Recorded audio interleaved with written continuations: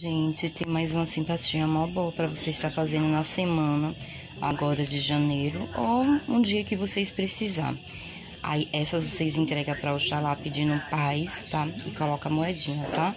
A de Inhansã, que vocês pedem caminhos, tá? A de Oxum, vocês pedem amor. E a do Oxóssi, que vocês pedem prosperidade. Caminho, sucesso, paz dentro da tua casa, amor, saúde, tá? E aí vocês vão acender o incenso de palitinho, o mirra e o patchouli e o de chama dinheiro. Que aí vocês vão pedindo para os orixá, paz, saúde, a prosperidade, amor, carinho, dedicação, saúde, que é mais interessante, e dinheiro e sucesso. Pode estar fazendo isso qualquer dia da semana. Eu chamo assim o ritualzinho da consolação, entendeu? Porque às vezes a gente tá tão cansada e às vezes